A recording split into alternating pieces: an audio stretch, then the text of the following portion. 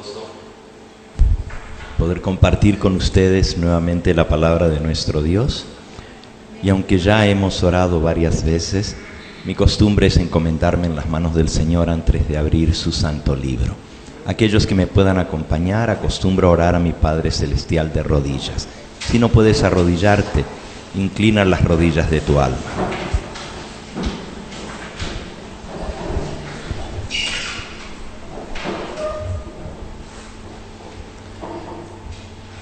Nuestro Padre y nuestro Dios, sea tu nombre bendito y glorificado en esta hora. Qué bueno es estar juntos para beber de ese manantial que salta para vida eterna, de esa agua de vida que sacia. Y venimos, Señor, en torno a tu mesa, que seas tú quien nos administres tu palabra mediante tu Espíritu Santo. Este servidor se coloca en tus manos y te pide, Señor, humildemente, que ilumines mis pensamientos, que me des palabras y que todo lo que aquí se diga y se haga sea el mensaje que tú tienes para esta hora, para tu pueblo. Bendice, Señor, a cada hermano y hermana aquí presente. Tú conoces las necesidades particulares de cada uno de los que estamos aquí. Dale, Señor, lo que más necesitan. Bendice también a aquellos que el día de hoy fueron bautizados. Manténlos en tu camino, en tu verdad, que nunca se aparten. Y a todos, Señor, danos de tu Espíritu Santo para comprender tu palabra y ponerla por obra. En el nombre precioso de Jesús lo agradecemos todo. Amén, Señor.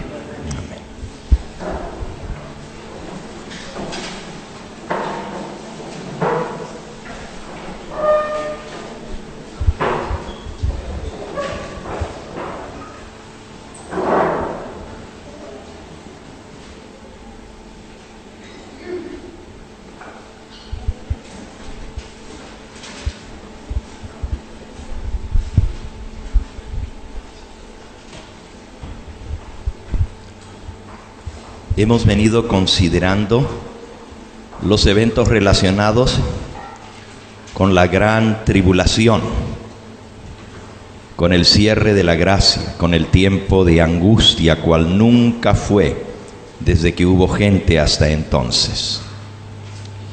Y en esta noche nos toca continuar con la presentación de la quinta trompeta.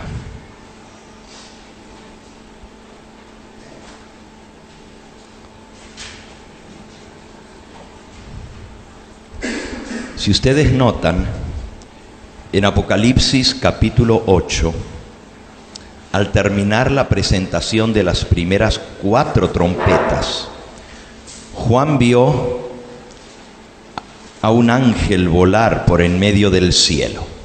Esto es Apocalipsis 8, 13.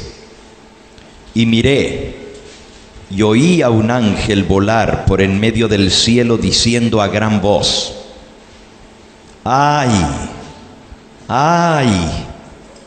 ¡ay de los que moran en la tierra a causa de los otros toques de trompeta que están para sonar los 3 ángeles!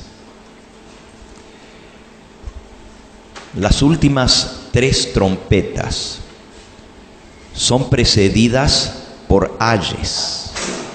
Y hay una diferencia entre las trompetas 1, 2, 3, 4 con la 5, 6 y 7. Las primeras 4, los juicios van dirigidos hacia la tierra, hacia el mar, hacia los árboles, hacia el cielo, hacia las fuentes de las aguas. Hieren el planeta Tierra. Son juicios terribles que afectan a los seres humanos, pero no van dirigidos a los seres humanos. Mientras que las últimas 3 trompetas son más terribles, porque ahora estos juicios se dirigen directamente a los seres humanos.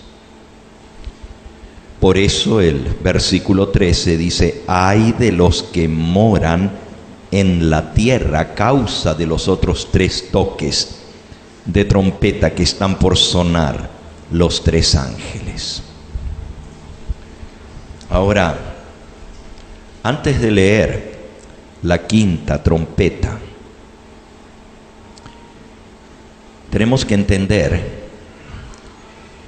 que hay una situación que se da después de estos toques de las primeras 4 trompetas.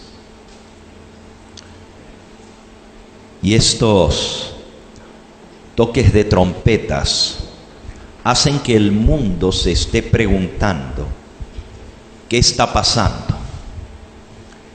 Los líderes religiosos del mundo, todos sin excepción, llegan a la conclusión de que estos juicios terribles de Dios son realmente el resultado de la mano de Dios.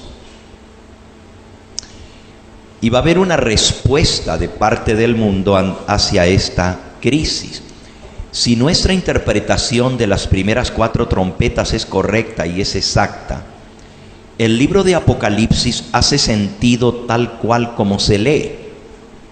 O sea, no necesitamos explicar símbolos, porque estamos interpretando las trompetas en forma literal. En el libro El conflicto de los siglos, la mensajera del Señor dice lo siguiente en la página 657 con respecto a cómo interpretar la palabra de Dios. Dice así: el lenguaje de la Biblia debe explicarse de acuerdo con su significado obvio, literal, manifiesto, a no ser que se trate de un símbolo o una figura. Así que el lenguaje de la Biblia está en la página 657 del conflicto de los siglos. El lenguaje de la Biblia debe interpretarse en forma literal, tal cual como está escrito, a menos que se trate de un símbolo. Y si es un símbolo, la misma Biblia debe darnos el significado del símbolo. Estos principios de interpretación fueron desarrollados con el correr del tiempo por el pueblo adventista y nos ayudan y nos salvaguardan contra falsas interpretaciones de la palabra de Dios. Los pioneros, antes de que existiera la iglesia adventista, el movimiento milerita aplicó estos símbolos o estas trompetas simbólicamente para el pasado. Y pues habla que la estrella que cayó del cielo es Atila, y que la conflagración y todo lo que sucedió es la guerra que trajo sobre el imperio romano la invasión de las tribus bárbaras. En realidad, las primeras 4 trompetas históricamente son juicios sobre el imperio romano. Pero al tener una aplicación escatológica de las trompetas, escatológica quiere decir para el tiempo del fin, para el futuro, tal como lo hemos leído en el espíritu de profecía. ¿Por qué nosotros creemos que las trompetas tienen otro cumplimiento? Porque la mensajera del Señor así lo dice. Y nos limitamos a lo que está escrito. Hay muchos que se oponen a esta aplicación futura de las trompetas, pero los que tal cosa hacen, pues no están tomando en serio lo que la mensajera del Señor dice. Ayer leímos 2 citas, y hay muchas más en inglés, donde dice que las trompetas van a sonar una tras otra en el futuro. Entonces, al interpretar en forma literal estas trompetas, vemos que los juicios de Dios suceden durante la gran tribulación y sirven como catalizadores para conseguir respuestas de parte de los seres humanos que Dios desea que se logren. En realidad, los juicios de Dios y la manifestación de su poder y de su ira va a ser dos cosas. O la gente endurece más su corazón, como en el caso de Faraón y las plagas que Dios mandó a los egipcios, que la Biblia dice que Faraón endureció su corazón. O a otra gente, estos juicios, estas plagas, les ayudan a detenerse, a considerar lo que está pasando, a abrir sus mentes para entender el porqué de estos juicios, de estos fenómenos tan terribles, y considerar qué es lo que Dios quiere de ellos. El Apocalipsis describe cómo las dos fases de la ira de Dios. La primera fase es la fase redentora y la segunda es la fase destructiva.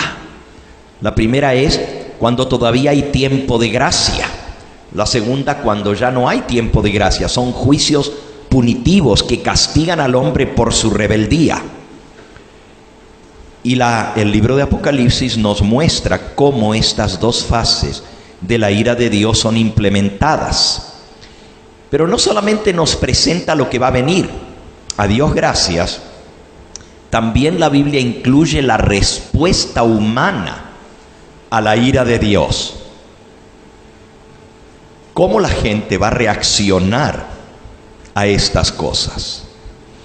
El libro de Apocalipsis predice con lujo de detalles el comportamiento de los líderes religiosos y políticos que ocuparán posiciones de prominencia y poder cuando venga la gran tribulación.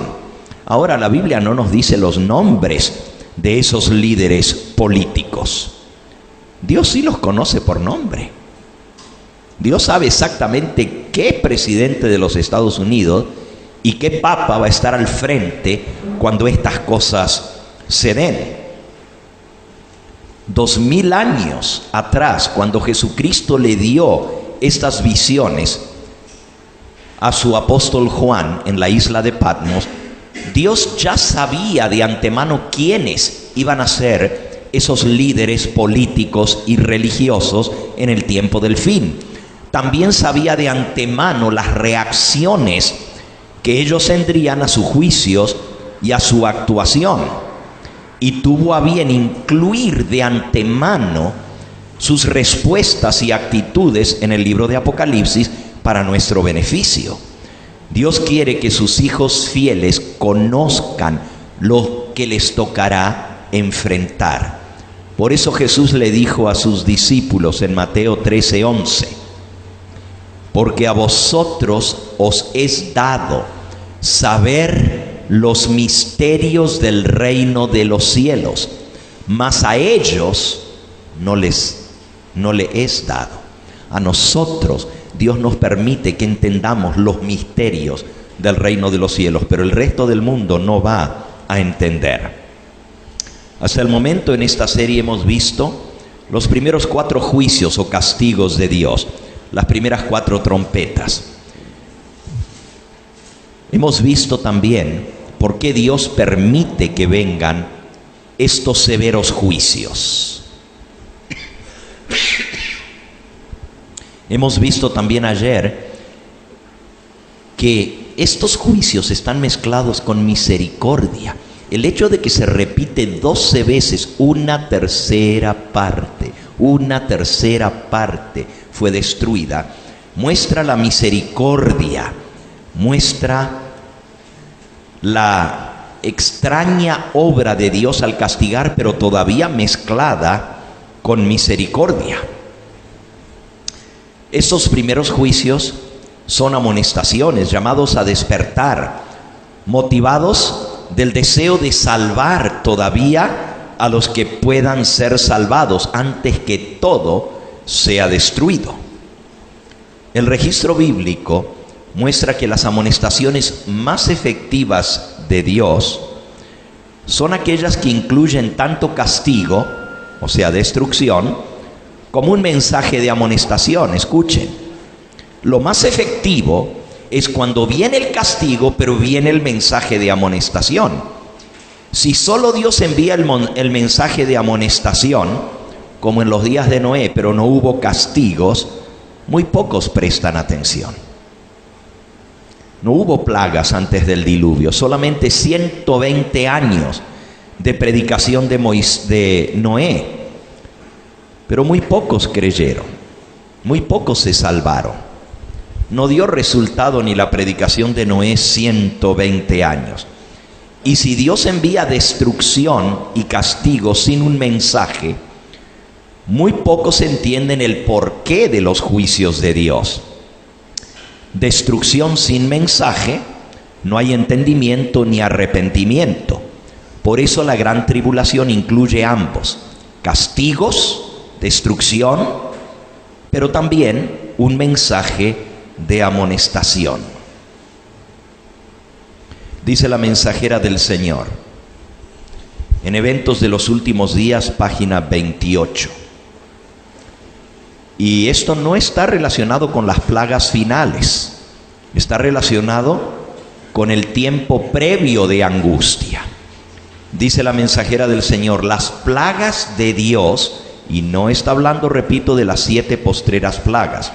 Las plagas de Dios caerán sobre la tierra arrasando las estructuras más costosas, como si fuera mediante un soplo de fuego desde el cielo. ¿No harán estos juicios recapacitar a los profesos cristianos? Dios los permite para que el mundo preste atención, para que los pecadores tiemblen, le teman y se arrepientan. Noten que las plagas vienen, no las plagas finales, porque ahí ya se cerró el tiempo de gracia, ¿verdad? Ya lo estudiamos ayer, que una vez que Cristo salga del santuario ya no hay más oportunidad de salvación. Pero estas plagas previas al cierre de la gracia tienen el propósito de hacer que los seres humanos se detengan, presten atención, para que los pecadores teman y se arrepientan. Sigue diciendo en la página 28 de Eventos, Dios tiene un propósito al permitir que ocurran estas calamidades. Son uno de sus medios para llamar a los hombres y mujeres a la reflexión. Mediante fenómenos insólitos a través de la naturaleza, Dios expresará a los incrédulos agentes humanos aquello que ha revelado claramente en su palabra. Y luego sigue diciendo en la página 29, aparentemente estas calamidades son estallidos caprichosos de las fuerzas desorganizadas y desordenadas de la naturaleza, completamente fuera del dominio humano.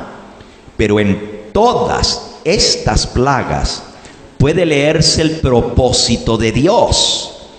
Se cuentan entre los instrumentos por medio de los cuales Él procura despertar a los hombres y mujeres al sentido del peligro que corren. En otras palabras, el tiempo de gracia se está acabando. Despierten, arrepiéntanse, busquen a Dios mientras puede ser hallado. El mundo no está sin gobernante, sigue diciendo.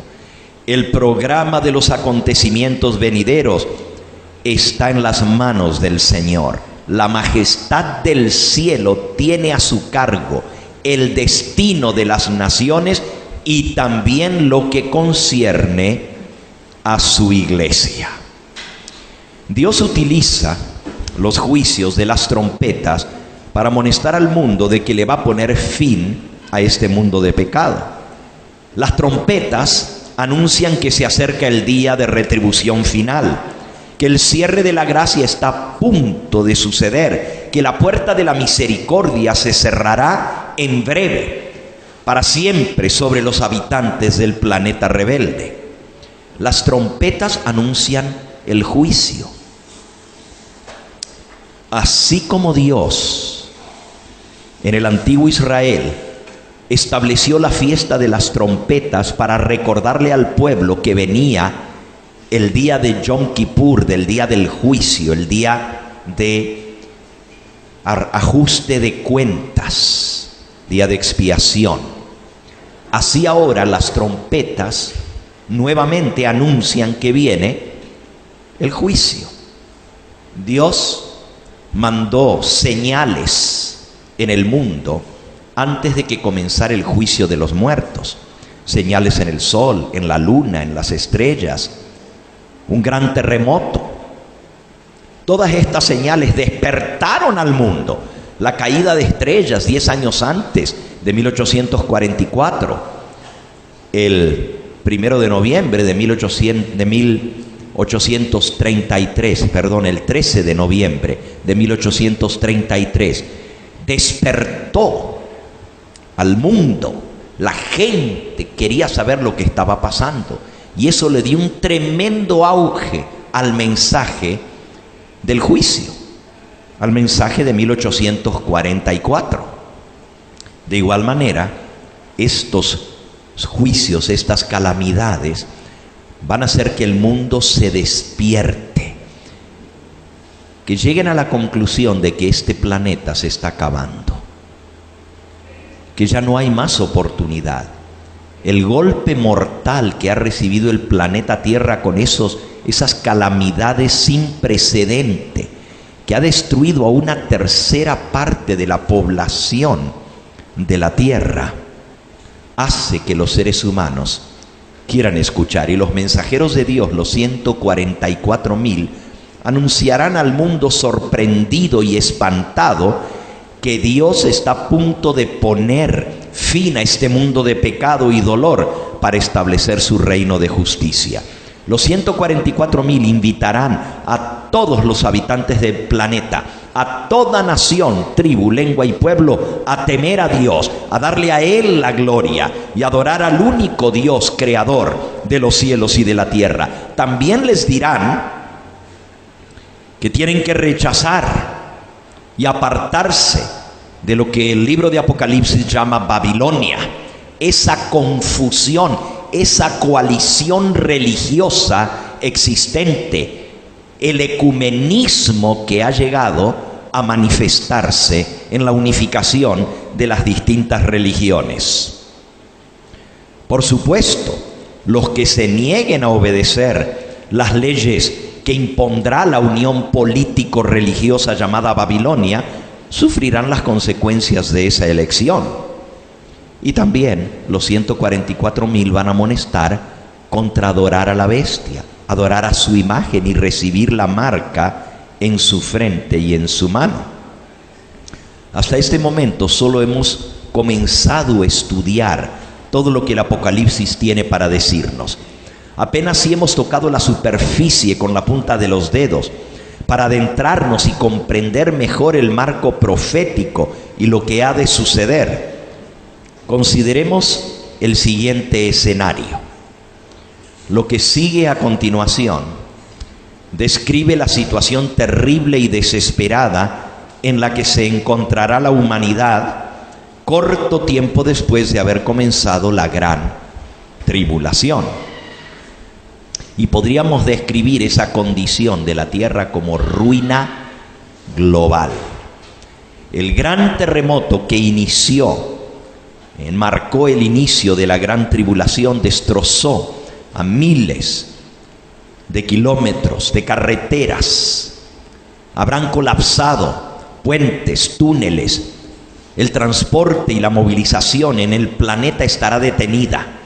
Las ardientes lluvias de meteoritos que seguirán encenderán incendios forestales que arderán salvajemente fuera de control, sin esperanzas de contenerlos por varios meses. Los hombres no podrán apagar los fuegos de los incendios por todas partes. Las carreteras están dañadas, no hay comunicación, no hay manera de movilizarse. Siendo que una tercera parte de los árboles del planeta, los pulmones, productores del oxígeno en la tierra, fueron consumidos durante la primera plaga, problemas respiratorios estarán a la orden del día. Casi todos los sobrevivientes tendrán problemas en las vías respiratorias. Y cuando a esta primera plaga usted le suma los efectos cumulativos del impacto de 2 mega asteroides, uno impactando el océano, con la resultante destrucción de las ciudades costeras por el inmenso tsunami que va a producir el impacto de un asteroide sobre el mar, y el segundo que impacta uno de los continentes, pues claramente esto va a dejar a la vista de los hombres, aún hasta el mayor optimista dudará de la posibilidad de la continuación de la vida en el planeta Tierra. Creerán que la raza humana no va a sobrevivir. Los científicos, ustedes no tuvieron la oportunidad de escuchar los informes de los científicos que compartimos sobre lo que sucederá cuando asteroides impacten esta Tierra, pero los científicos le han llamado correctamente a estos grandes impactos de asteroides que esperan que sucedan en muy poco tiempo en esta Tierra, impactos que ponen en peligro la supervivencia de la raza humana. Es decir, impactos en que la subsistencia de la civilización humana estará en cuestión. Con megatones de ceniza de los fuegos que queman sin control, y la ceniza, el escombro y el polvo del asteroide que hirió la Tierra, circulando en torno a la atmósfera terrestre, la oscuridad que causarán las erupciones de cientos de volcanes con más ceniza y gases arrojados a la estratosfera, la vida del planeta se considerará como algo que en el mejor de los casos durará muy poco tiempo. Añádase a esto el hecho de que miles de miles, posiblemente millones de personas morirán al tomar el agua contaminada bajo la cuarta plaga o la cuarta trompeta. Esto significa que el tifus y otras plagas se esparcirán sin control por toda la tierra. Dios planificó cuidadosamente estos primeros 4 juicios de la gran tribulación para que los que sobrevivan sepan con certeza que el planeta Tierra está condenado a la destrucción y la vida en la Tierra a una presta extinción. Oh, nosotros sabemos eso, que la Tierra se acaba, que la Tierra va a terminar en muy poco tiempo. Después que comience la tribulación, va a ser el fin de todas las cosas.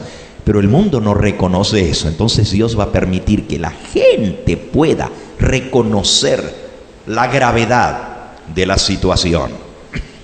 Dios espera que cuando los habitantes de la Tierra finalmente reconozcan que el planeta ha sido fatalmente herido y que está en los estertores de la muerte, se den cuenta que desesperadamente necesitan un Salvador. Y aun si las cosechas sobreviven a los incendios forestales que quemarán fuera de control, al impacto del asteroide y las erupciones volcánicas, muy pocas cosechas podrán madurar después de los primeros 4 juicios, porque la luz solar no podrá penetrar las inmensas nubes de ceniza y hollín que estarán en la estratosfera. Las cosechas se marchitarán por falta de sol y se morirán, especialmente sembradíos como el maíz, que requieren a lo menos 100 días de sol desde que germinan hasta que la mazorca madure. En pocos meses la comida en el planeta Tierra será tan escasa como el oro. Saben que los expertos han calculado que las reservas de comida que actualmente existen en el mundo, reservas de comida pueden alcanzar o durar unos 45 días. Eso es lo que hay de reservas de comida en el mundo, 45 días. Además de la hambruna que vendrá en las partes de la tierra especialmente afectadas, una tercera parte de la tierra, dice la Biblia, se oscurecerá. Y para agravar la situación, los científicos declaran que después de un impacto de magnitud de un asteroide sobre el continente, la lluvia después de tal catástrofe será tan ácida que será mortal o letal para la vida animal y vegetal. Obviamente, los hombres no necesitarán de los científicos de la NASA para comprender que la Tierra está arruinada, más allá de toda posible recuperación. Y Dios ha querido que sea así. Lo ha planeado de esta manera. Y Dios tiene un propósito deliberado en todo lo que Él hace. Él mismo inflige un golpe mortal al planeta Tierra porque quiere enviar un poderoso mensaje a los sobrevivientes. Nosotros sabemos que el planeta está condenado, pero los incrédulos no quieren aceptar este hecho. Y ahora, todos los habitantes de la Tierra sabrán que la vida en la Tierra se está acabando, que el planeta Tierra ha sufrido un golpe mortal. Desde la perspectiva humana, circunstancias desesperadas exigen esfuerzos desesperados. Y para estabilizar la situación, los gobiernos de las naciones responderán. Primero, pondrán en vigencia constituciones de emergencia en todos los países. Toque de queda. Declararán ley marcial por todas partes para evitar o prevenir la anarquía y evitar el deterioro total del comportamiento ordenado. Se establecerán leyes increíblemente severas y el toque de queda será establecido por doquier. Y a la gente no le quedará otra alternativa que aceptar las leyes y el toque de queda de la ley marcial. La mayoría de los derechos constitucionales, las libertades individuales quedarán suspendidas. El precio del pecado siempre es grande y afecta aún a los inocentes. Y para impedir el saqueo y el asalto y el ataque violento por falta de comida, las naciones del mundo implementarán un sistema de racionamiento de la comida. La gente, llena de miedo y espanto, harán cualquier cosa para obtener alimento, agua y medicina. Los gobiernos controlarán el comprar y el vender de todas las necesidades básicas. No podrán comprar ni vender, a menos que tengan la marca de la bestia o el número de su nombre. Un desastre global llevará a que se establezca un gobierno global. A veces nos preguntamos, ¿cómo se va a implementar el nuevo orden mundial? Para que todas las naciones se sometan, agachen la cabeza y dejen sus libertades individuales de cada nación para someterlas a un gobierno global. Muy difícil, pero ya lo hemos visto en Estados Unidos.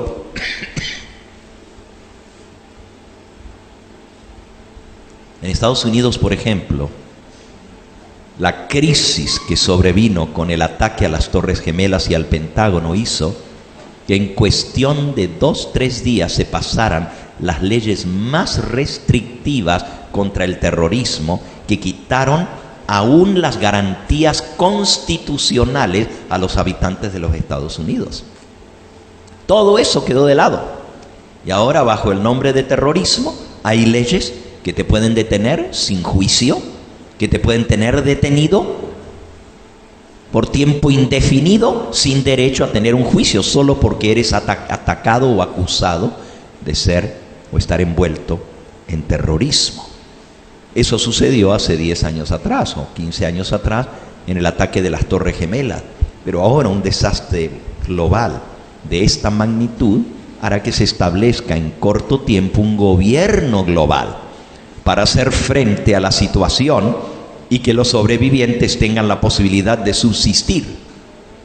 Tendrán que trabajar de común acuerdo para apoyarse los que tienen menos en los que tienen más, según las áreas afectadas por estos desastres. Un sistema global de gobierno para controlar el caos global. Bueno, pero no nos vamos a adelantar, esto lo vamos a ver un poquito más adelante, bajo la sexta trompeta. Los gobiernos van a controlar el comprar y vender de las necesidades básicas.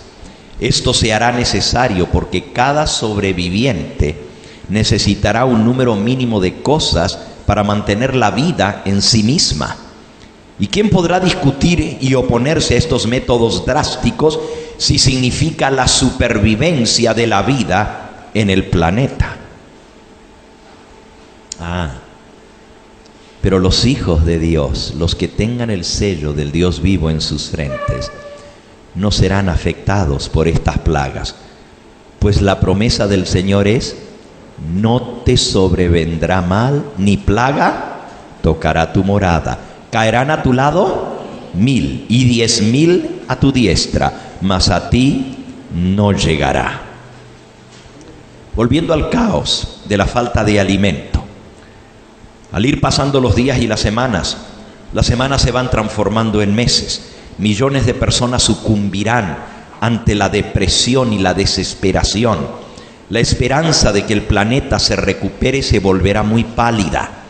Por todas partes de la tierra se verán los escombros humeantes y el sufrimiento será más de lo que muchos puedan soportar. Las naciones de la tierra estarán en un estado de shock. Los sobrevivientes envidiarán a los que murieron en las catástrofes. Jesús vio esta gran tribulación y sufrimiento de la raza humana durante el tiempo de angustia y lo describió de esta manera. Mateo capítulo 24 y versículos 21 y 22. Porque habrá gran tribulación, cual no lo ha habido desde el principio del mundo hasta ahora, ni lo habrá. Y si aquellos días no fuesen acortados, nadie sobreviviría, nadie se salvaría, mas por causa de los escogidos, aquellos días serán acortados. Ahora, como resultado de esta catástrofe universal, viene una reacción de la gente. Y me da vergüenza lo que voy a decir, pero es la verdad. Cuando la humanidad se vea forzada a sentir la ira de Dios, recién entonces es cuando comienzan a considerar la presencia y la realidad de un Dios. Cuando las cosas van bien, los tiempos prosperan, todos nos olvidamos de Dios. El amor y la paciencia de Dios hacia los pecadores se malinterpreta. Como Dios no actúa, dicen: Dios no hace nada. Pero cuando Dios inicie la gran tribulación, trayendo sufrimiento y angustia global, de pronto en la mente de la gente se van a levantar muchas preguntas. ¿Por qué Dios hizo esto? ¿Qué es lo que Dios quiere decirnos con todo esto? ¿Qué está tratando de decirnos con estas calamidades? De un momento a otro habrá un tremendo despertar religioso en cuestión de días. Al presente, los cristianos hablan sobre el amor de Dios y la salvación y el maravilloso perdón que Dios ofrece, sobre la segunda venida de Cristo, pero muy pocos se atreven a hablar sobre las cosas que despiertan la ira de Dios, a señalar el pecado. Muy pocos.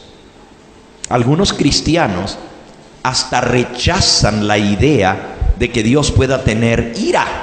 ¿Cómo que Dios va a tener enojo? Por lo tanto, estos terribles juicios que caerán confundirán a muchos cristianos profesos. Les será imposible reconciliar esos actos de Dios, estas terribles calamidades, con el supuesto conocimiento que ellos dicen tener de Dios. No van a entender por qué Dios actúa así. Si le han dicho que Dios es amor, que Él es misericordia. Y recuerden que la mayoría de la gente ni siquiera entiende lo que es el amor de Dios.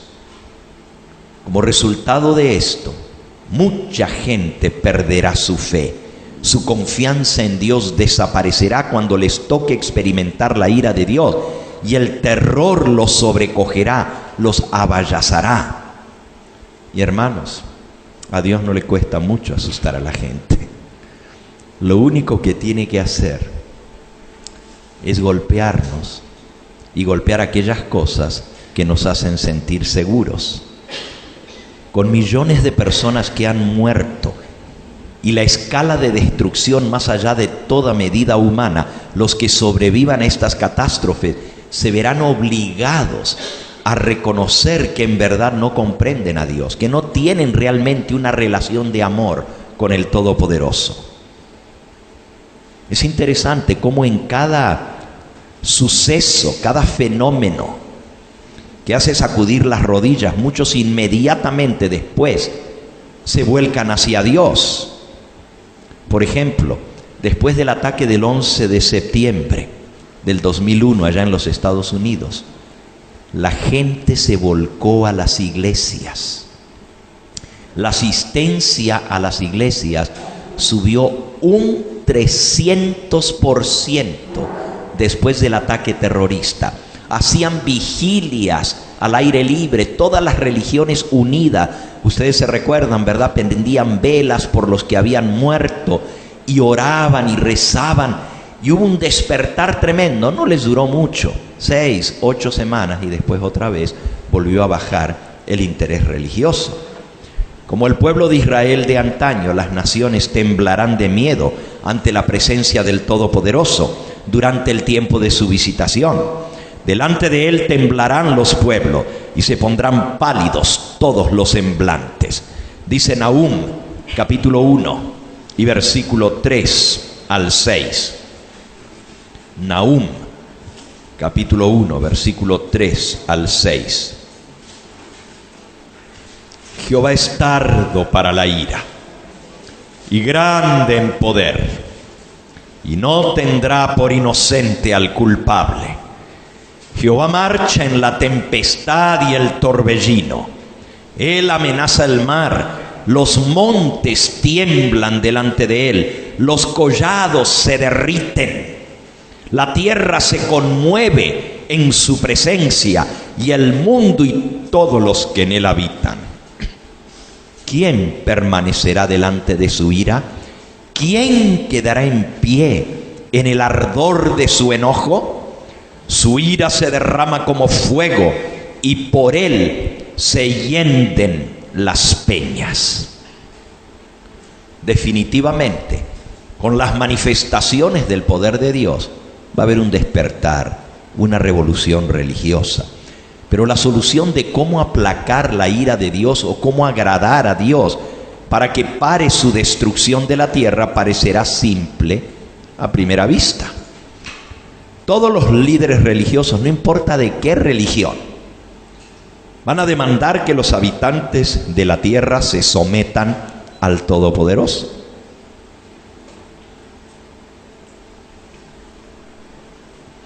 Tienen que someterse a la autoridad de Dios, tienen que obedecer sus mandamientos si queremos que esto se acabe.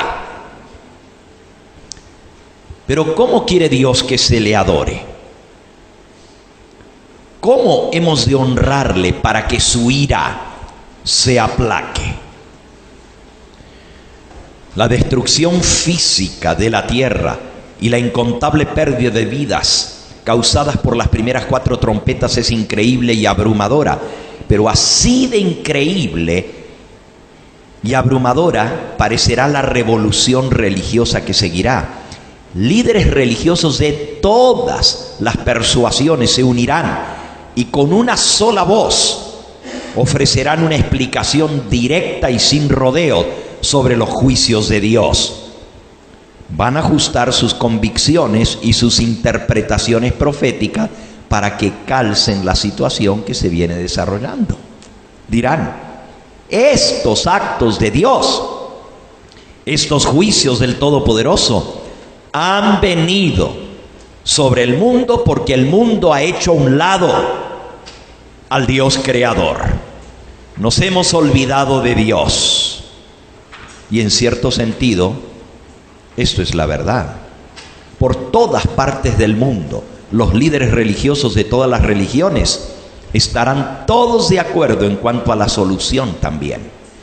Tenemos que arrepentirnos de nuestros terribles pecados, aplacar la ira de Dios, o si no seremos totalmente destruidos. Y para apoyar sus argumentos, los católicos y protestantes recurrirán a la Biblia. Los musulmanes apelarán al Corán, los judíos a las escrituras hebreas y al Talmud, y los hindúes y budistas a sus propios escritos sagrados. El punto es que cada nación descubrirá su culpa ante Dios, y los acusadores serán en cada caso, en cada nación, sus propios líderes religiosos. Su propia religión los acusará. Y cuando la gente comience a relacionar los desastres causados por las primeras 4 trompetas a la idea de que Dios está descontento con toda la raza humana, una pregunta surgirá en la mente de todos: ¿qué tenemos que hacer para agradar a Dios, para aplacar su ira antes que nos mate a todos? Aunque se ofrecerán distintas soluciones en distintos lugares, un tema común se desarrollará alrededor del mundo. En realidad, el libro de Apocalipsis predice que habrá un movimiento poderoso y rápido para tratar de aplacar la ira divina y de contentar a Dios. Este movimiento tendrá gran poder y tremenda autoridad.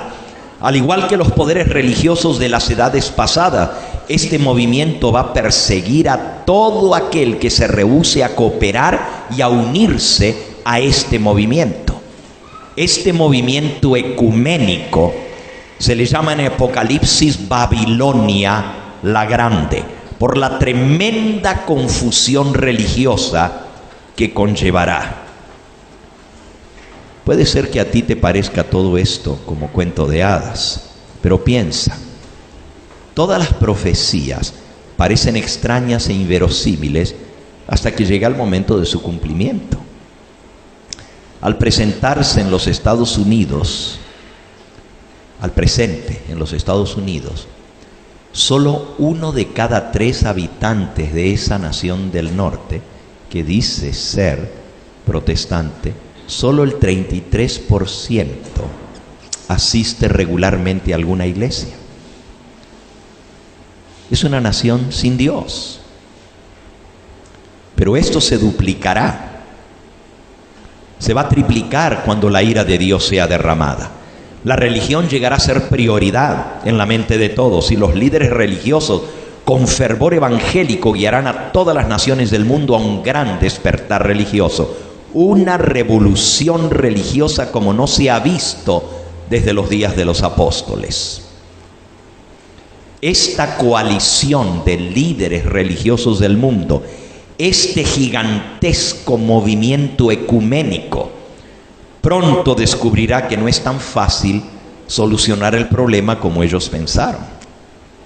Surge un gran problema. Hay tantas creencias, tantos sistemas religiosos en el mundo, tantas maneras de ver las cosas, y cada grupo religioso adora a Dios de una manera distinta. La pregunta será, ¿cuál es la manera correcta de adorar a Dios? Los musulmanes creen que se debe adorar a Dios cuando la gente obedece las enseñanzas de Mohammed y guarda el viernes como día santo. Los musulmanes dicen hay que seguir lo que dice el Corán para agradar a Dios, y hay que guardar el viernes. Los católicos, anglicanos y la mayoría de los protestantes y las iglesias ortodoxas, griegas y rusas creen que Dios se agrada cuando la gente obedece a sus líderes religiosos y siguen los credos y las leyes de sus propias iglesias, que incluye el guardar el domingo como día santo. Los judíos, por su parte, leen la Torá y consideran al sábado como su día santo. Los hindúes y budistas, shintoístas y taoístas y otros grupos religiosos orientales tienen diferentes ideas sobre lo que agrada a Dios. ¿Pero le importa realmente a Dios cómo le adoramos? Este tema sobre la adoración será el tema de extenso debate durante la gran tribulación. Así lo predice la Biblia en Apocalipsis 14. El tema de la adoración, cómo adorar, será el punto focal durante la gran tribulación. Y los 144,000 dirán: temed a Dios y dadle gloria y adorad al que hizo el cielo, la tierra y el mar. Y si alguno adora a la bestia y a su imagen. Nuevamente, la adoración es el tema central del mensaje de los 3 ángeles. Al presente, a como están las cosas hoy en día, este tema no atrae mucho la atención. Sigue siendo la opinión de una iglesia contra otra, de un hombre contra otro. Sin embargo, cuando 1.5 mil millones de personas están pudriendo en medio de las ruinas humeantes, de las catástrofes, de las primeras 4 trompetas, que no se van a poder ni recoger ni enterrar, y el calor que quema las narices, y el olor nauseabundo que da vómito, y el ardor de los ojos de los sobrevivientes por todo el humo y el hollín, y en medio de una atmósfera contaminada y enrarecida por falta de oxígeno, la manera como Dios quiere que se le adore, cómo honrarlo y agradarlo para aplacar su ira, será el tema sobre el tapete. Será la pregunta que demandará una respuesta inmediata. Y claro, la Biblia predice que se van a pasar leyes obligando a los seres humanos a adorar a Dios según la decisión de la mayoría. Durante la gran tribulación, la gran mayoría de los seres humanos verán a Dios no como el santo Señor, sino como el santo terror.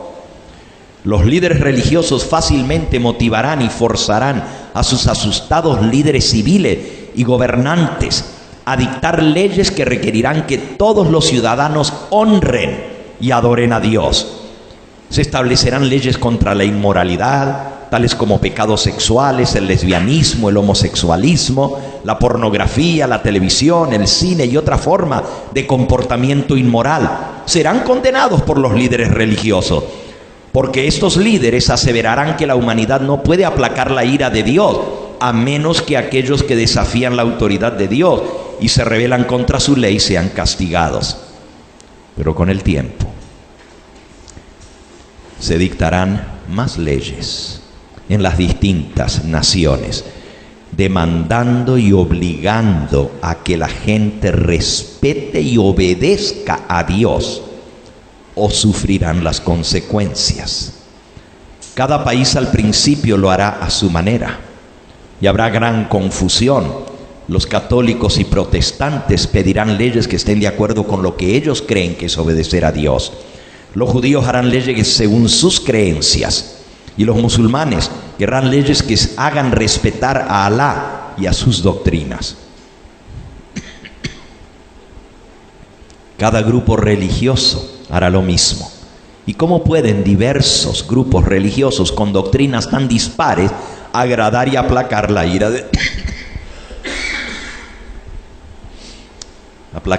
de Dios? ¿Es Dios un Dios de muchas religiones?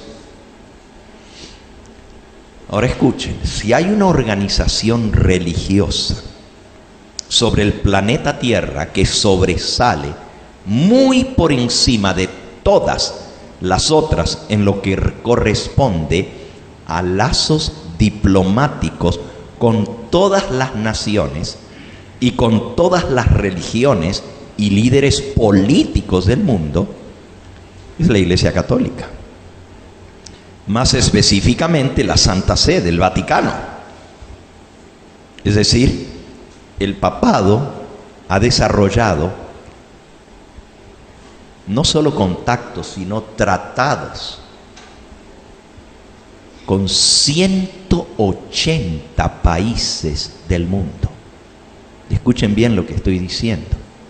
La Santa Sede tiene lazos diplomáticos con 181 países del mundo. De los 198 que reconoce las Naciones Unidas, prácticamente el mundo entero.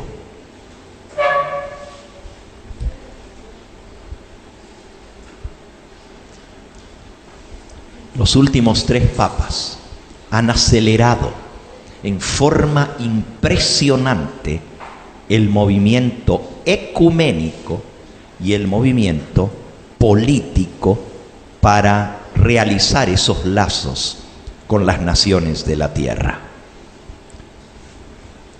Relaciones diplomáticas. Y el Papa actual ha sobrepasado a todos los demás.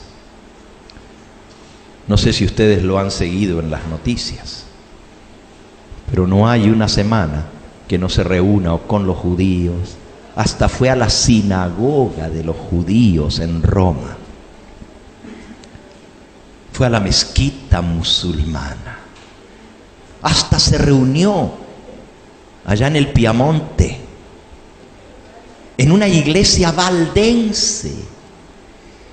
Y le fue a pedir perdón a los valdenses por las atrocidades que cometió la Iglesia Católica al perseguirlos y destruirlos. Sorprendió a los valdenses la visita del Papa Francisco a la iglesia valdense. Bueno, gracias a Dios, los valdenses no dieron una respuesta de inmediato, y luego que se reunieron los líderes valdenses, dijeron: no podemos aceptar el perdón, porque eso no resuelve las situaciones de tantos que murieron. Nosotros no podemos perdonar, es Dios quien tiene que perdonarlos, no nosotros. Pero el Papa Francisco ha aumentado su relación con las naciones del mundo, una tras otra. Todos los líderes políticos le van a consultar. Y cuando venga esta gran emergencia, como lo será la gran tribulación, el Papa que esté en oficio en ese momento, y quién sabe si no sea Francisco, convocará apresuradamente un concilio mundial de las iglesias, que incluirá a todos los líderes existentes, políticos y religiosos del mundo. Quizás usará los lazos que ya existen entre el papado y las Naciones Unidas para expeditar este concilio, que resultará en una gigantesca coalición político-religiosa. La Biblia le llama Babilonia la Grande. Y el cemento que unirá a los líderes políticos y religiosos del mundo no será la política, sino la religión. Será la preocupación apremiante sobre la ira de Dios y la destrucción abrumadora. Del día a la noche, una nueva realidad tomará posesión de la humanidad. Los viejos paradigmas afuera y nuevas premisas se formarán con rapidez asombrosa. Para tratar de aplacar la ira de Dios a nivel mundial, los líderes religiosos estarán más que dispuestos a dejar de lado las pequeñas diferencias religiosas. Los líderes religiosos y políticos se esforzarán por lograr una solución global que aplaque la ira de Dios, pero les será imposible encontrar una solución. La pregunta central seguirá siendo: ¿cómo quiere Dios que los habitantes de la tierra le adoren? Y esto será el punto focal de la controversia. Finalmente se pondrán de acuerdo en los puntos principales de doctrina. Lo que Dios quiere es que se obedezcan sus mandamientos. Pero tristemente, al formar esta coalición religiosa, imponer un gobierno mundial, porque allí estará en pie el nuevo orden mundial. La Biblia dice que las naciones de la tierra le darán su poder y su autoridad a la bestia. Apocalipsis capítulo 17. Apocalipsis 17. Dice el versículo 12: y los 10 cuernos que has visto,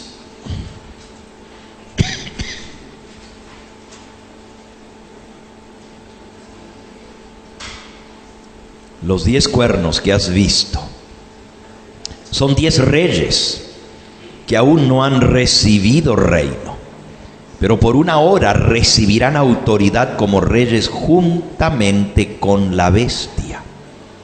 Estos tienen un mismo propósito y entregarán su poder y su autoridad a la bestia. 10 cuernos representan las divisiones de las naciones del mundo. Y yo creo que no es casualidad que bajo el nuevo orden mundial el planeta Tierra esté dividido en 10 regiones geográficas. Se les llama los 10 bloques del nuevo orden mundial. Son 10. Y dice aquí que aún no han recibido reino, pero recibirán reino junto con la bestia y le entregarán su poder y su autoridad a la bestia. La bestia va a llegar a tener el control mundial. Apocalipsis capítulo 13, dice el versículo 7: también se le dio autoridad a la bestia sobre toda tribu, pueblo, lengua y nación. Es en ese momento cuando vamos a ver el cumplimiento de la profecía. ¿Cómo es que las naciones de la tierra le van a ceder la autoridad para gobernar al mundo? Y es lógico, es el hombre que es más respetado en el planeta Tierra. Tiene relaciones diplomáticas con todas las naciones de la tierra. Los jefes de Estado le consultan. Los líderes religiosos se unen. Hace 3 semanas atrás el Papa fue a México, pero en camino a México paró en Cuba. El presidente de Cuba, Raúl Castro, le dio la bienvenida, pero se reunió 2 horas y 10 minutos con el líder principal de la Iglesia Ortodoxa rusa. En 1000 años no había habido un acercamiento como este. Se dieron un beso el uno al otro y se llamaron hermanos entre sí. La Iglesia Ortodoxa rusa es la iglesia más grande después de la católica entre el mundo cristiano. Kirill se llama el líder de esta iglesia. Pero miren, no fue casualidad que se encontraran en Cuba, porque al final firmaron un concordato de 12 puntos que obviamente ya estaba redactado para trabajar en armonía y para cerrar la división que se causó hace 1000 años atrás, en el año 1079, con la Iglesia Ortodoxa. Increíble. También con los protestantes está haciendo las paces. El año de la misericordia está dando la oportunidad para que los hermanos separados se unan. Ha mandado comunicados a todos los líderes religiosos, tanto del protestantismo como de los luteranos, de los evangélicos.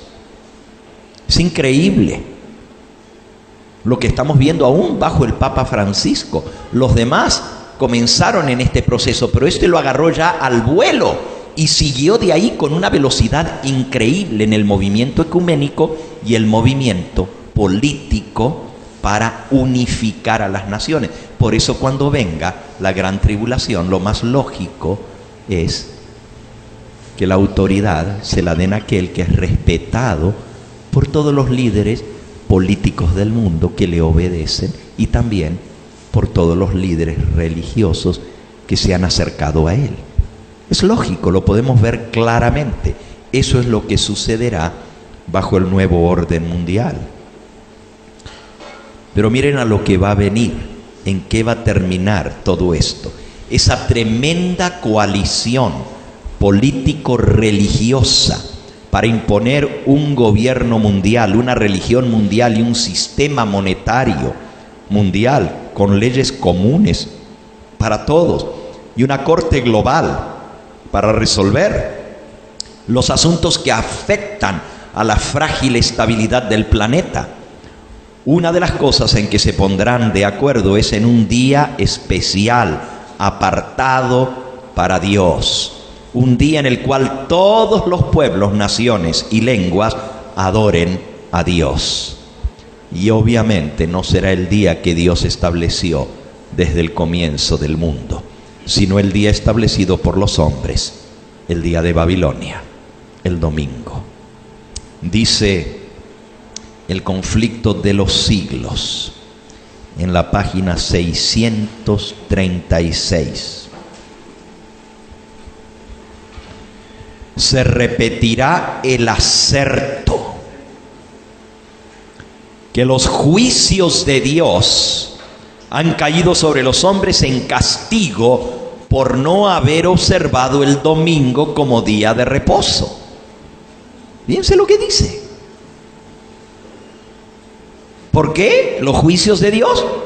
Porque el domingo no está siendo respetado.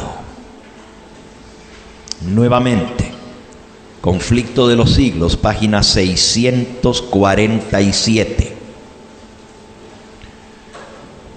Al par que Satanás se hace pasar ante los hijos de los hombres como un gran médico que puede curar todas sus enfermedades, Satanás producirá enfermedades y desastres al punto que ciudades populosas serán reducidas a ruinas y desolación. Ahora mismo está obrando. Ejerce su poder en todos los lugares y bajo mil formas. En las desgracias y calamidades de mar y tierra, en las grandes conflagraciones, en los tremendos huracanes y en las terribles tempestades de granizo, en las inundaciones, en los ciclones, en las mareas extraordinarias, los tsunamis y en los terremotos. Destruye las mieses casi maduras y a ellos siguen la hambruna y la angustia. Propaga por el aire emanaciones metíficas y miles de seres perecen en la pestilencia. Estas plagas irán menudeando más y más y se harán más y más desastrosa. La destrucción caerá sobre los hombres y sobre los animales. Y luego, presten atención ahora, y luego el gran engañador persuadirá a los hombres de que son los que sirven a Dios los causantes de estos males. La parte de la humanidad que haya provocado el desagrado de Dios lo cargará a la cuenta de aquellos cuya obediencia a los mandamientos divinos es una reconvención perpetua para los transgresores.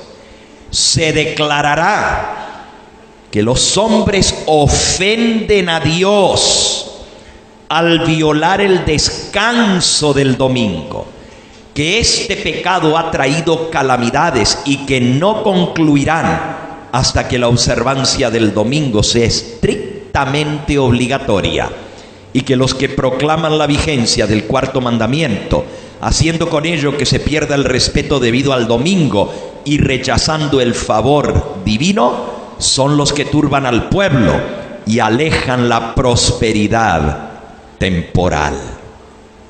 Esto es lo que se va a aseverar.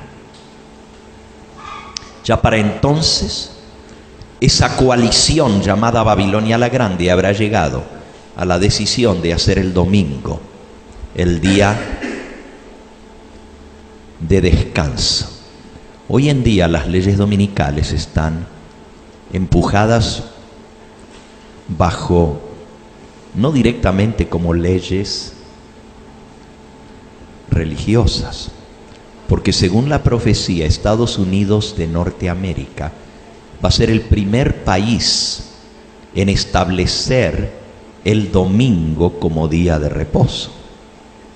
Pero si allá, donde la Constitución dice que no se puede hacer ninguna ley de carácter religioso, se tratara de pasar una ley dominical, como en algunos lugares aquí en la Argentina se ha pasado, pero si ustedes se fijan también aquí, recibieron el apoyo del Papa Francisco en La Pampa y en Santa Fe y en otros lugares, pero fue a través de los sindicatos, fue a través de las uniones laborales. Y los tres frentes de la ley dominical actualmente son, número uno, el frente social, para el bien de los trabajadores, para el bien de los obreros, necesitan tener un día en que no trabajen. El segundo frente es bajo el frente de las familias, un día para la familia, un día en que los padres puedan estar con sus hijos, un día en que se pueda restablecer otra vez el núcleo familiar. Y el tercer frente de las leyes dominicales es el frente ecológico. Y este fue el frente que presentó el Papa Francisco ante el Congreso de los Estados Unidos. Por cierto, ante el Congreso, él no dijo las cosas que dijo a los congresistas a puertas cerradas. Allá habló de la ecología y de la necesidad de que el mundo reconozca que tiene que salvaguardar este planeta. Pero a puertas cerradas. ¿Y cómo lo sabemos? Bueno, si ustedes tienen interés, pueden ver un video que fue... Esa coalición llamada Babilonia la Grande habrá llegado a la decisión de hacer el domingo el día de descanso. Hoy en día las leyes dominicales están empujadas bajo, no directamente como leyes religiosas, porque según la profecía, Estados Unidos de Norteamérica va a ser el primer país en establecer el domingo como día de reposo. Pero si allá, donde la Constitución dice que no se puede hacer ninguna ley de carácter religioso, se tratara de pasar una ley dominical, como en algunos lugares aquí en la Argentina se ha pasado, pero si ustedes se fijan también aquí, recibieron el apoyo del Papa Francisco en La Pampa y en Santa Fe y en otros lugares, pero fue a través de los sindicatos, fue a través de las uniones laborales. Y los tres frentes de la ley dominical actualmente son, número uno, el frente social, para el bien de los trabajadores, para el bien de los obreros, necesitan tener un día en que no trabajen. El segundo frente es bajo el frente de las familias, un día para la familia, un día en que los padres puedan estar con sus hijos, un día en que se pueda restablecer otra vez el núcleo familiar. Y el tercer frente de las leyes dominicales es el frente ecológico. Y este fue el frente que presentó el Papa Francisco ante el Congreso de los Estados Unidos. Por cierto, ante el Congreso, él no dijo las cosas que dijo a los congresistas a puertas cerradas. Allá habló de la ecología y de la necesidad de que el mundo reconozca que tiene que salvaguardar este planeta. Pero a puertas cerradas. ¿Y cómo lo sabemos? Bueno, si ustedes tienen interés, pueden ver un video que le dio el permiso de tener una mesa para repartir publicaciones frente a la puerta misma de la entrada al Capitolio en los Estados Unidos. Y él cuenta toda la experiencia de cómo fue que él logró ese lugar. No era fácil, pero finalmente él lo logró. Y él entrevista a los congresistas que entran y salen. Y una de las preguntas que le hizo fue, bueno, yo sé que lo que hablaron a puerta cerrada no se puede discutir, pero usted piensa de que lo que el Papa acaba de hablar sobre la ecología tiene que ver con un día especial en que la tierra descanse para que las emisiones no afecten el medio ambiente, un día donde haya total paro. Y uno de los congresistas, ustedes lo pueden ver en el video, lo está filmando directamente el hombre allí a la salida de donde salen los congresistas. Le dice, pues claro que sí, eso fue lo que nos habló ahora el Papa Francisco. Un día de descanso. Eso no lo dijo abiertamente, lo dijo a puertas cerradas. Bueno, cuando esto llegue, hemos visto que cuando los que predican el sábado del cuarto mandamiento sean acusados, miren cómo dice la cita, se declarará que los hombres ofenden a Dios al violar el descanso del domingo, porque a través de las Naciones Unidas y a través de todas las naciones y líderes políticos y religiosos del mundo, se va a aprobar el domingo. Y se declarará que los hombres violan, que los hombres atentan contra Dios y ofenden a Dios al violar el descanso del domingo, y que es ese pecado que ha traído las calamidades que no concluirán hasta que la observancia del domingo sea estrictamente obligatoria, y que los que proclaman la vigencia del cuarto mandamiento, haciendo con ello que se pierda el respeto debido al domingo y rechazando el favor divino, turban al pueblo y alejan la prosperidad temporal. Y así se repetirá la acusación hecha antiguamente al siervo de Dios por motivos de la misma índole. Sucedió luego que Acab vio a Elías y le dijo a Acab a Elías, ¿eres tú el perturbador de Israel? ¿Por qué? Porque la nación estaba bajo los castigos de Dios. No había habido ni lluvia ni rocío por 3 años y medio. Un desastre nacional terrible. No había ni pasto para el ganado, ni comida. Lo mismo, imagínense 3 años y medio sin siquiera lluvia ni rocío. Y ahora Acab se le presenta a Elías y le dice, ¿eres tú el que perturbas a Israel? A lo que Elías respondió, no he sido yo el que ha perturbado a Israel, sino tú y la casa de tu padre, por haber dejado los mandamientos de Jehová y haber seguido tras los Baales. Cuando con falsos cargos se haya despertado la ira del pueblo, éste seguirá con los embajadores de Dios una conducta muy parecida a la que siguió el apóstata Israel con Elías. Persecución. Ese será el resultado. Los 144,000 van a estar desenmascarando todo ese engaño.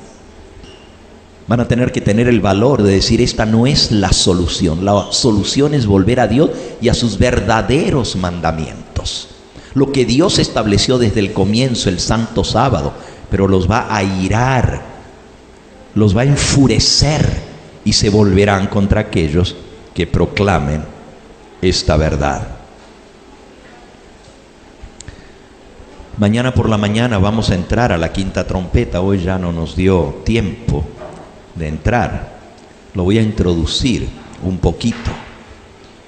Pero mañana vamos a ver, y esto es algo increíble, cómo el diablo mismo se aparecerá en la tierra, haciéndose pasar por Cristo. Y él personalmente va a resolver el problema de cómo adorar a Dios. Traerá la solución al problema de tantas religiones y creencias dispares. Declarará todas las religiones obsoletas y disueltas. Y en su lugar el diablo ofrecerá un solo Señor, una sola fe, un solo gobierno, una religión mundial y un nuevo orden mundial. Y todos los líderes religiosos de la tierra entusiastamente participarán y celosamente implantarán este nuevo orden mundial. Y no es para menos. Todos van a ser engañados pensando que ese ser glorioso y poderoso no es nada más ni nada menos que Cristo mismo. Pero hermanos, Dios va a tener un grupo de individuos ungidos por su Espíritu Santo que van a desenmascarar a Babilonia, que van a desenmascarar al diablo y al nuevo orden mundial por lo que es un gran engaño. Van a dar el mensaje que va a polarizar al planeta Tierra, el mensaje de los 3 ángeles, el último mensaje del cierre del tiempo de gracia. Van a ser los mensajeros enviados por Dios, los 144,000. Y el mensaje del primer ángel llamará a los habitantes de la tierra a temer a Dios, el Creador, y enseñará cómo quiere Dios que se le adore. Incluirá el verdadero día de adoración, el sábado, señalado por Dios desde la creación del mundo. Ahora imagínense qué valor levantarse contra una decisión general del mundo entero para guardar el domingo. Difícil enfrentarse a todo el establecimiento, unidos las religiones. Van a decir, pero estos son empecinados, estos son cabeza dura. ¿Cómo se les ocurre si todas las naciones se han puesto de acuerdo? Si el líder del nuevo orden mundial, pero si hasta Cristo mismo, mañana lo vamos a ver en detalle, lo que el diablo va a decir cuando Él se aparezca, porque Él va a venir para lograr que se dé el decreto de muerte contra los que guardan el verdadero sábado. Eso lo vamos a ver el día de mañana bajo la 5ª trompeta. El mensaje del segundo ángel que va a ser dado es que se va a desenmascarar el falso sistema religioso, la coalición ecuménica, Babilonia y sus mentiras con que ha emborrachado a todas las naciones de la tierra. Y el mensaje del tercer ángel va a atacar directamente al nuevo orden mundial. Denunciará a la bestia, el líder del gobierno del nuevo orden mundial, y al diablo que está detrás de él y que se hace pasar como si fuera Dios. Y proclamará que Dios va a castigar con fuego y azufre a todos los que adoren a la bestia y al diablo, porque la Biblia dice que también van a adorar al diablo. Imagínense, Apocalipsis capítulo 13, dice el versículo 4, y adoraron al dragón que había dado autoridad a la bestia, y adoraron a la bestia diciendo, ¿quién como la bestia y quién podrá luchar contra ella?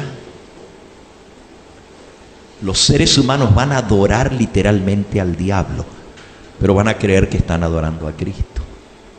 Imagínense el odio, el furor de la gente cuando los 144,000 se atrevan a decir, no es Cristo, es el diablo.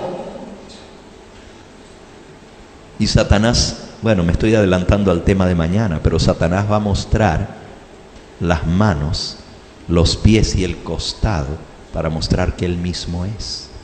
Y usted dice, ¿cómo el diablo va a poder imitar aún eso? Ya lo vamos a leer mañana en los libros del espíritu de profecía. Imagínense el furor que se va a despertar. Lo bueno es que no los van a poder matar no les van a poder echar mano. Va a suceder como sucedió en los días de los apóstoles. Los 144,000 van a estar proclamando el mensaje, y cuando se arme el revolú en contra de ellos, cuando se arme la conflagración, el Espíritu Santo los va a sacar. Así como Cristo, que pasó por en medio de la gente cuando lo querían despeñar en Nazaret, el Espíritu Santo va a sacar a su siervo, porque ninguno va a poder poner una mano sobre los 144,000. Y cuando se den cuenta, van a aparecer en otro lugar de la tierra para dar el mismo testimonio. Wow, ¿estás preparado para viajar por el espacio? Ya lo vamos a leer mañana. Es impresionante lo que Dios va a hacer para que el mensaje final pueda ser dado. El testimonio de los 144,000 se destacará en oposición directa a los líderes religiosos de Babilonia. El Apocalipsis predice que se promulgará una ley sobre el día de reposo, contrario a la ley de Dios. Y tristemente la mayoría de los habitantes del mundo se someterán a las leyes del hombre antes que obedecer la ley de Dios. Y la adoraron, versículo 8 del capítulo 13, la adoraron todos los moradores de la tierra. ¿Cuántos la adoraron a la bestia? Casi todos.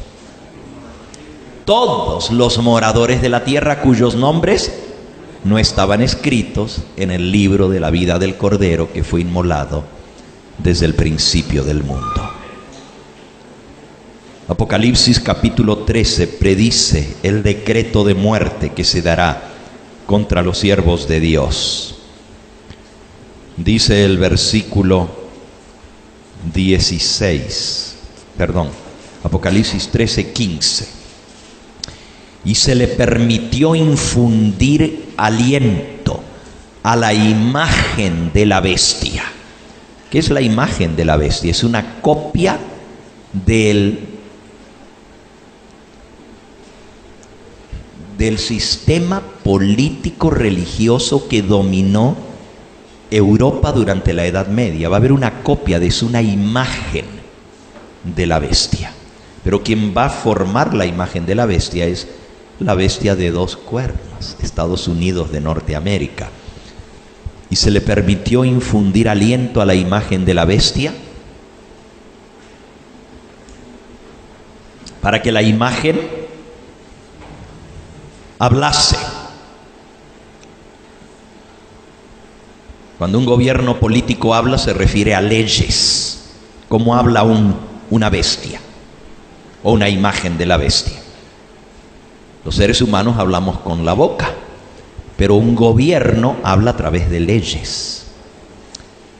Para que la imagen hablase e hiciese matar a todo el que no la adorase. Y hacía que a todos, versículo 16, pequeños y grandes, ricos y pobres, libres y esclavos, se les pusiese una marca en la mano derecha o en la frente, y que ninguno pudiese comprar o vender, sino el que tuviese la marca o el nombre de la bestia o el número de su nombre. Aquí hay una amenaza por el poder más grande de esta tierra, combinado con el poder político más grande de esta tierra, Estados Unidos. Las dos bestias trabajan de común acuerdo. Si ustedes notan, es Estados Unidos el que hace que el mundo entero adore a la primera bestia. Eso está en el versículo 14. La segunda bestia engaña a los moradores de la tierra con las señales que se le ha permitido hacer en presencia de la bestia, mandando a los moradores de la tierra que le hagan imagen a la bestia que tiene la herida de espada y vivió. Y el versículo 12, hablando de esta bestia, Estados Unidos, dice: y ejerce toda la autoridad de la primera bestia en presencia de ella, y hace que la tierra y los moradores de ella adoren a la primera bestia cuya herida mortal fue sanada. Estados Unidos va a implementar por la fuerza la marca de la bestia. Va a ser que adoren a la primera bestia, que respeten al nuevo orden mundial. Y los poderes aliados del mundo van a dar un decreto impresionante. No se va a poder comprar ni vender, y también un decreto de muerte, que se mande a matar a todo el que no se sujete. Por un lado está la amenaza del hombre, de los líderes políticos y los líderes religiosos, unidos bajo una cabeza llamada la bestia, que van a decretar, van a mandar, van a hablar estas leyes terribles y restrictivas. Pero por el otro lado está el mensaje de Dios. Él también tiene un solemne mensaje, pero una amenaza y amonestación que estará siendo proclamada por sus mensajeros al mismo tiempo, el grupo de los 144,000. Y eso está en Apocalipsis 14, versículo 9 en adelante. El tercer ángel le siguió diciendo a gran voz: si alguno adora a la bestia y a su imagen, y recibe la marca en su frente o en su mano, él también beberá del vino de la ira de Dios, y será, que ha sido vaciado puro en el cáliz de su ira, y será atormentado con fuego y azufre delante de los santos ángeles y del Cordero, y el humo de su tormento sube para siempre jamás, y no tienen reposo de día ni de noche los que adoran a la bestia y a su imagen, ni nadie que reciba la marca de su nombre.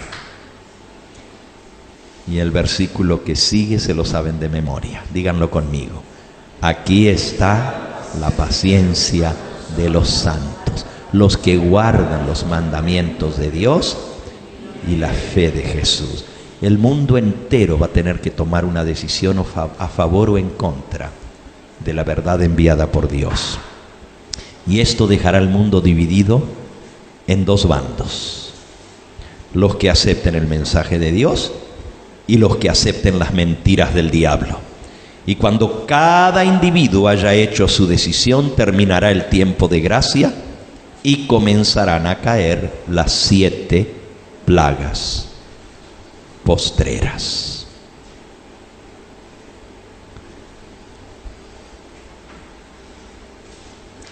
La mensajera del Señor nos dice que será terrible la crisis que vendrá sobre el mundo entero.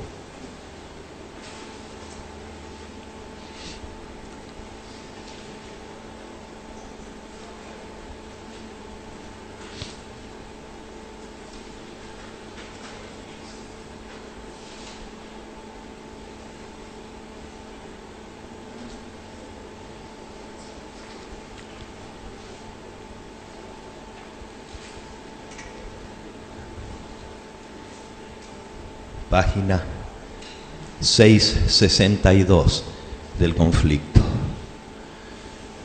Terrible será la crisis que llegará al mundo entero. Unidos los poderes de la tierra para hacer guerra a los mandamientos de Dios, decretarán que todos los hombres, pequeños y grandes, ricos y pobres, libres y siervos, se conformen a las costumbres de la iglesia y observen el falso día de reposo. Todos los que se nieguen a someterse serán castigados por la autoridad civil, y finalmente se decretará que son dignos de muerte.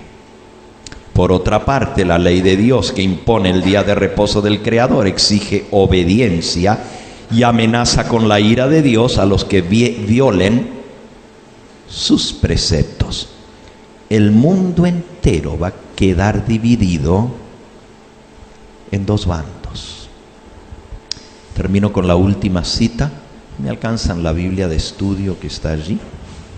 Es una cita del Espíritu de Profecía bajo Apocalipsis 16. Muchas gracias. Noten cómo dice. Está en la página 444 de la Biblia de estudio, el comentario de Elena de White sobre Apocalipsis 16.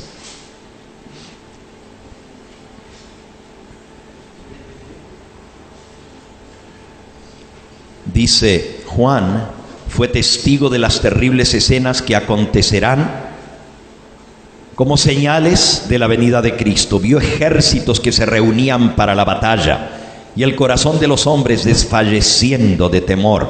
Vio la tierra sacudida de su lugar, las montañas trasladadas al medio del mar. Vio cuando se abrían las copas de la ira de Dios y la peste, el hambre y la muerte sobrevenían a los habitantes de la tierra. Y luego dice: en nuestro mundo habrá solo dos bandos: los que son leales a Dios y los que están bajo la bandera del príncipe de las tinieblas. Satanás y sus ángeles descenderán con poder y señales y falsos prodigios para engañar a los que moran en la tierra y, de ser posible, a los mismos escogidos. La crisis está muy cerca de nosotros. Esto vamos a ver mañana, cuando Satanás y sus ángeles desciendan con poder sobre los habitantes de la tierra. Y usted dice: ¿que no están los ángeles ahora? Pero no de la manera como lo describe la quinta trompeta, donde los demonios van a salir por todas partes de la tierra para atormentar a los seres humanos. Termina diciendo la cita: pronto se peleará la batalla del Armagedón. Toda forma de mal se lanzará una intensa actividad. Malos ángeles unen su poder con hombres impíos, y como han estado en conflicto constante y son experimentados en las mejores artes de engañar y de combatir, y como se han fortalecido durante siglos, no se rendirán en el último conflicto sin una lucha desesperada.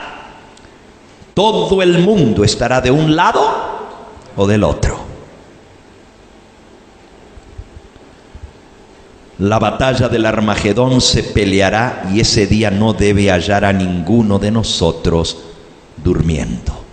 Debemos estar bien despiertos, como vírgenes prudentes que tenemos aceite en nuestras vasijas con nuestras lámparas. El poder del Espíritu Santo debe estar sobre nosotros, y el capitán de la hueste del Señor estará a la cabeza de los ángeles del cielo para dirigir la batalla. Aún ocurrirán sucesos solemnes. Una trompeta tras otra resonará. Copa tras copa se derramará sobre los habitantes de la tierra. Escenas asombrosas están por sobrevenir sobre nosotros.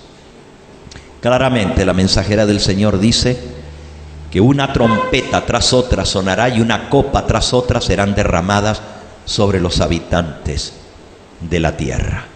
Estos solemnes eventos, escenas asombrosas, están por sobrevenir sobre los habitantes de la tierra. Eso lo escribió en 1890. Estaba en el futuro aún. Te invito a que te acerques al Señor como nunca antes, a que te pongas a estudiar estas cosas.